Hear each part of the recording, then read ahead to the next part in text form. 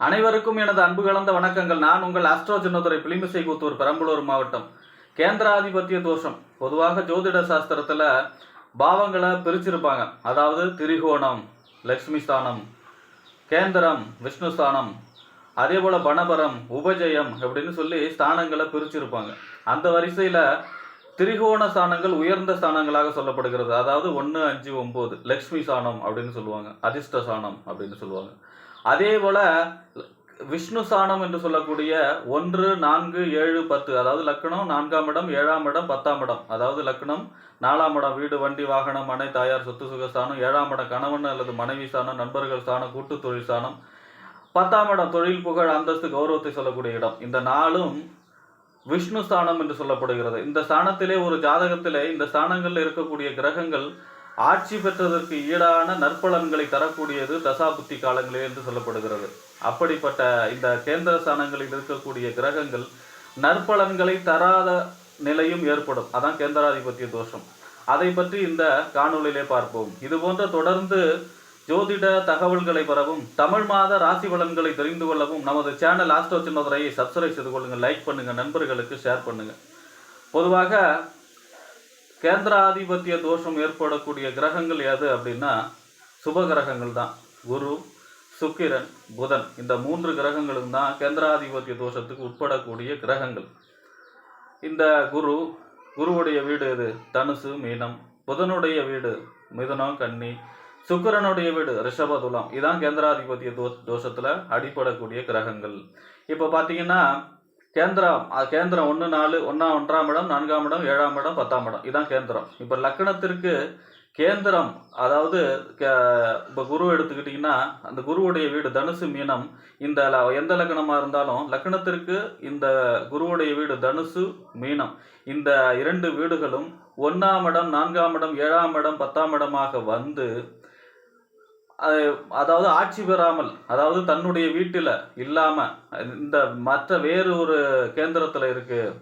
இப்போ உதாரணத்துக்கு பார்த்தீங்கன்னா தனுசு லக்கணமே எடுத்துக்குவோம். தனுசு லக்கணத்தில் குரு இருந்தால் ஆட்சியில் இருப்பார். அதே போல் மீனம் 4ஆம் இடத்துல ஆட்சியில் இருப்பார்.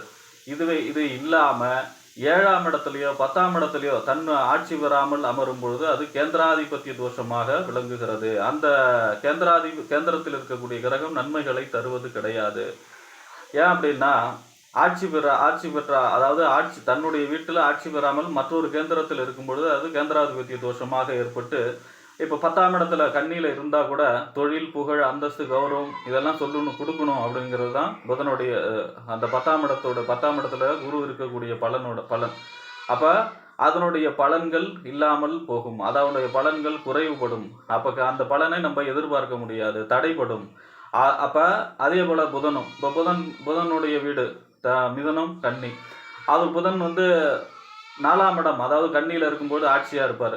ஆட்சி இல்லாமல் அவர் 7ஆம் இடத்துலையோ அதாவது தனுசுலையோ மீனத்திலையோ இருக்கும் பொழுது அவர் கேந்திரத்தில் இருந்தால் கூட அவர்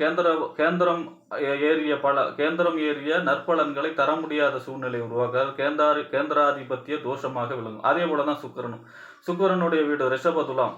இந்த வீடு லக்னத்துக்கு 1, 4, 7, 10 வந்து அது ஆட்சி பெறாமல் ரிஷபத்தில் சுக்கிரனோ துலாத்தில் சுக்கிரனோ இல்லாமல் இருந்து வேற ஒரு கேந்திரத்தில் இருந்தாலும் இது கேந்திராதிபத்திய தோஷமாக விளங்கி அது நற்பலன்களை தராத நிலையை உருவாக்குகிறது. இதில் இன்னொரு பிரச்சனை இருக்குது. என்ன அப்படின்னா இந்த மிதுனம், கன்னி, தனுசு, மீன் இது 4 பார்த்தீங்கன்னா இந்த உபய லக்கணம். இந்த உபய லக்கணத்துக்கு ஒரு லக்கணத்துக்கும் பார்த்தீங்கன்னா பாதகாதிபதி இருக்குது. சர லக்கணத்துக்கு 11ஆம் இடம், சிற லக்கணத்துக்கு 9ஆம் இடம், உபய லக்கணத்துக்கு 7ஆம் இடம் பாதகஸ்தானம்.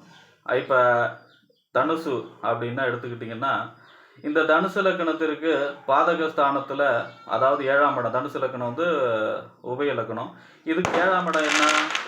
மிதுனம். இந்த மிதுனத்தில் புதன் ஆட்சி பெறார் அப்படின்னா, ஏன்னா அவர் கேந்திரத்துக்கு அதிபதி இல்லையா, 7க்கும் 10க்கும் உடையவர்.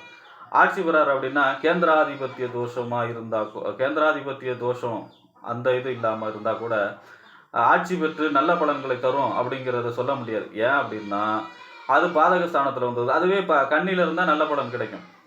ஏன்னா அது கேந்திராதிபத்திய தோஷத்தில் வராது, ஆட்சி பெற்று இருக்கும், 10ஆம் இடத்துல பலமாக இருக்கும். புதன் தனுசு லக்னத்திற்கு.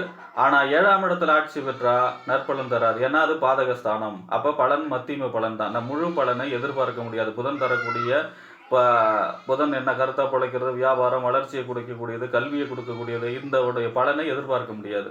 7ஆம் இடங்கிறது என்ன, நண்பர்கள், மனைவி, கூட்டு தொழில், இதெல்லாம் சிறக்க முடியாது. அது அந்த அந்த நல்ல பலனை எதிர்பார்க்க முடியாது.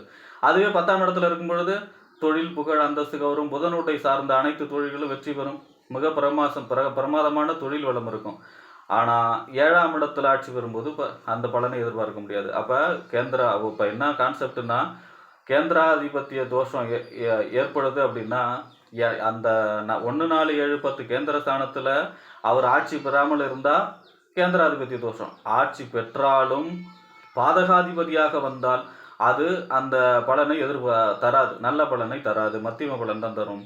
அதே போல தான் பார்த்தீங்கன்னா, இப்போ மிதுன லக்னம் எடுத்துக்கிட்டிங்கனாலும் குரு 7ல் இருக்கார், தனுசில் இருக்கார் அப்படின்னா, அந்த 7ஆம் இடத்துடைய அதாவது கேந்திரத்துக்கு அதிபதி கேந்திராதிபத்தியில் ஆட்சி பெறும் பொழுது நல்ல பலன் தரணும். ஆனால் தரமாட்டார், ஏன்னா பாதகஸ்தானமாக வந்துடும். அதுவே மீனத்தில் 10ஆம் இடத்துல இருக்கும் பொழுது நல்ல பலன்கள், தொழில், புகழ், அந்தஸ்து, கௌரவம், இது மாதிரிலாம் உயர்த்தக்கூடிய அமைப்பாக இருக்கும். 7ஆம் இடத்துல ஆட்சி பெறும்போது நல்ல பலனை எதிர்பார்க்க முடியாது. இப்படி பாதகஸ்தானமாக அந்த ஆட்சி பெற்று பாதகஸ்தானமாக வந்ததுன்னா நல்ல பலனை எதிர்பார்க்க முடியாது. அந்த நேரத்தில் எனக்கு ஆட்சி பெற்று இருக்குது, நல்ல பலன்கள் வாரி வழங்கக்கூடிய அமைப்பில் இருக்குது. குரு ஆட்சி பெற்றிருக்காரு, எனக்கு 7ஆம் இடத்துல தனுசில் ஆட்சி பெற்றிருக்காரு மிதுன லக்னத்துக்கு. எனக்கு பொன், பொருள், கௌரவம், அந்தஸ்து, இந்த மாதிரியான யோக பலன்களை செய்யணும். தனக்காரகன், எனக்கு கூட்டு தொழில், நல்ல மனைவி, திருமணம் சீக்கிரம் நடக்கணும், இந்த மாதிரியான யோகம்லாம் கிடைக்கும். நண்பர்கள் மூலமாக, கூட்டு தொழில் மூலமாக வருமானம் பெருகும் அப்படின்லாம் நான் எதிர்பார்க்க முடியாது. அதுவே 10ஆம் இடத்துல ஆட்சி பெற்று இருந்தாலும் நல்ல பலனை எதிர்பார்க்கலாம். இப்படியும் இருக்கு. ஆக அதாவது கேந்திரத்தில் இருந்தால் ஒரு கிரகம் நல்ல ஆட்சி பெற்றதற்கு ஈடான நற்பலன்களை தருங்கிறது பொது விதி. அதில் இந்த 3 கிரகங்கள் புதன், சுக்கிரன், குரு அந்த கேந்திரத்தில் தன்னுடைய வீடு ஆட்சி வீடாக வந்து அந்த ஆட்சி வீட்டில் இல்லாமல் வேற வீட்டில் இருந்தால் அது கேந்திராதிபத்திய தோஷமாக ஏற்பட்டு நற்பலன்களை தராது அப்படிங்கிறது 2வது விதி. அடுத்ததாக இந்த ஆட்சியே பெற்றாலும் அது பாதகஸ்தானமாக வந்ததுன்னா அந்த ஆட்சி பெற்ற பலனும் கேந்திரத்தில் இருக்கிற பலனும் சேர்ந்து தடைப்படும், மத்தியமப்படும், பலன்கள் கிடைக்காது.